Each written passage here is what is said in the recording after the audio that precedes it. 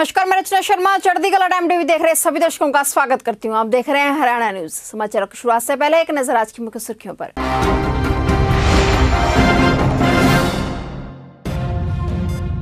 हरियाणा के प्रत्येक परिवार को पहचान देगी मनोहर लाल सरकार। सीएम मनोहर लाल खट्टर ने की योजना की शुरुआत।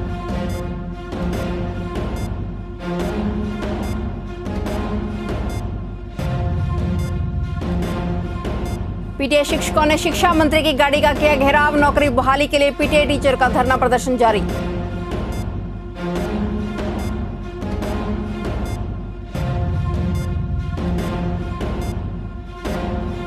हरियाणा में खुले निजी व सरकारी कॉलेज, अभी सिर्फ बुलाया टीचर और स्टाफ।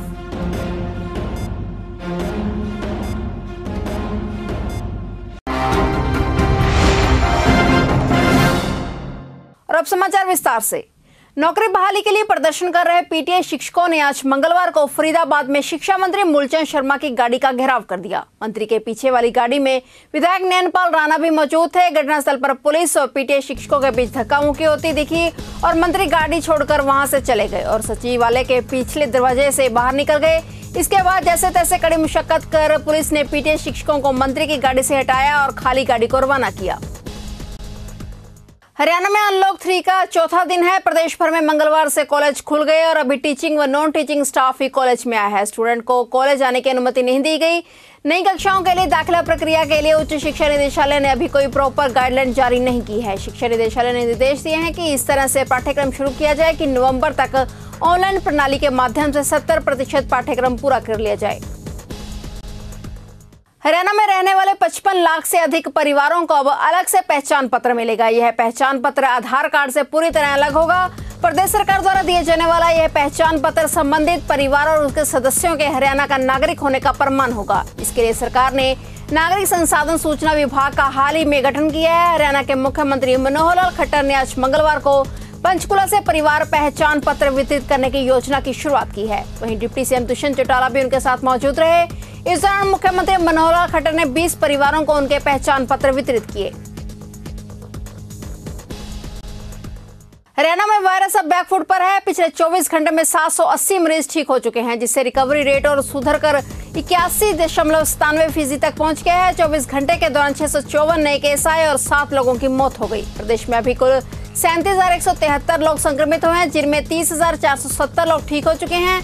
6,263 मरीजों का इलाज चल रहा है। हरियाणा में 6,263 एक्टिव केस हैं, जबकि 440 लोग इस महामारी से अपनी जान गंवा चुके हैं। उपायुक्त अशोक कुमार शर्मा ने लघु सचिवालय नारायणगढ़ में बनाए गए कॉन्फ्रेंस हॉल का उद्घाटन किया। उन्होंने रक्षाबंधन के पर्व की शुभकामनाएं भी दी। इससे पूर्व उन्होंने त्रिवेणी का पौधा भी लगाया। इस अवसर पर उपायुक्त ने उपमंडल नारायणगढ़ की उन संस्थाओं को भी प्रशंसा पत्र देकर सम्मानित किया, जिन्होंने महामारी काल के समय लॉकडाउन के दौरान प्रवासी श्रमिकों और जरूरतमंद लोगों की मदद के लिए प्रशासन का सहयोग किया था।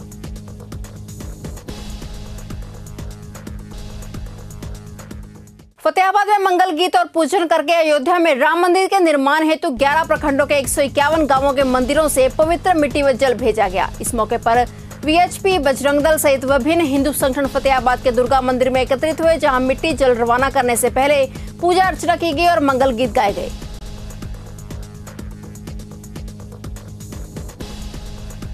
लंबे संघर्ष के बाद 500 सालों के बाद जो है वो करोड़ों हिंदुओं का सपना पूरा होने जा रहा है। 5 अगस्त को श्री राम मंदिर की नींव रखी जाएगी। तो उसके लिए क्या है कि विश्व हिंदू परिषद बजरंग दल द्वारा पूरे देश से प्रत्येक गांव का, प्रत्येक व्यक्ति का इसमें सहयोग हो। इस ऐतिहासिक क्षणों का प्रत्येक व्यक्ति साक्षी बने, सहयोग सद्भावना बने।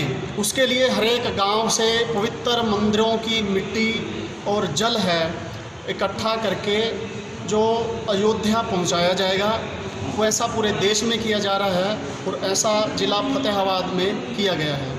भिवानी के गांव रिवाड़ी खेड़ा स्थित केंद्रा बैंक में आज मंगलवार सुबह करीब 11 बजे नकाबपोश लाखों रुपए लूटकर फरार हो गए।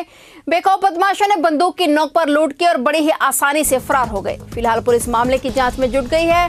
रेवाड़ी खेड़ा गांव का केंद्रा बैंक जब खुला तो उसका सर्वर डाउन था, इसलिए काफी देर तक बैंक में जो भी ग्राहक आए उसे इंतजार करने के लिए कहा गया। बैंक में सुबह 11:21 पर बैंक के पास अचानक एक कार आई और 3 बदमाश जो मुंह पर मास्क लगाए हुए थे और तीनों के पास पिस्तौल थी। ये तीनों बदमाश बैंक में घुसे और पिस्तौल की नोक पर 5,78,935 रुपए लूटकर फरार हो गए। वहीं मौके पर पहुंची पुलिस सीसीटीवी फुटेज खंगालने और आरोपियों की तलाश में जुट गई है। रेवाड़ी खेड़ा गांव के अंदर कैनरा बैंक में सुबह 11:21 के करीब 3 नौजवान लड़के आए थे। बाहर तीनों के पास असला था और उन्होंने बैंक से गन पॉइंट पे 5,78,935 के करीब रुपए लेके गए हैं दराज से।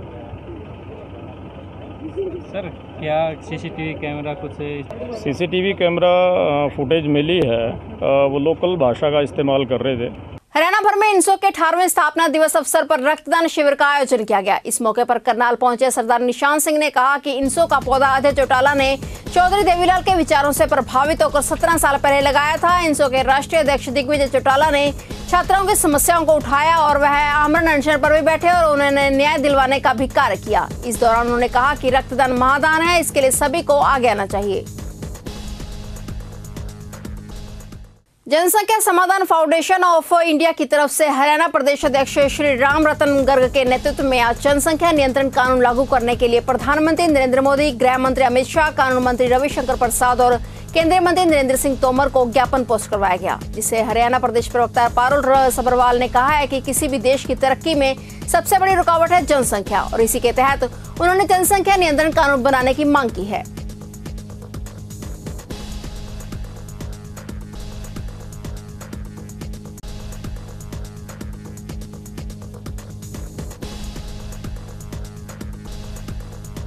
मैं बताना चाहूंगी कि किसी भी देश की तरक्की में अगर कोई मुख्य रुकावट है तो वो वहाँ की बढ़ती जनसंख्या है।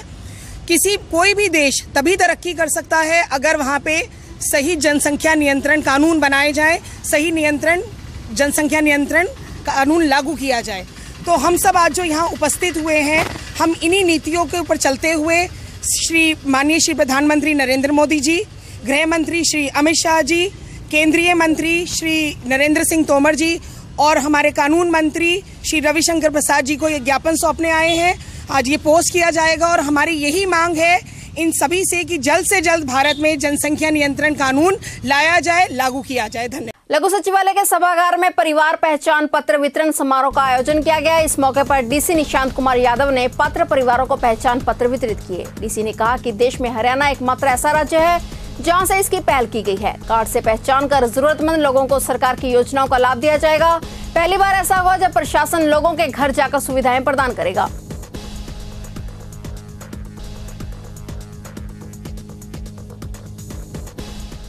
फिलहाल हरियाणा न्यूज में इतना ही। तब तक के लिए देखते रहिए चढ़ती कला टाइम टीवी और मुझे दीजिए इजाजत। धन्यवाद।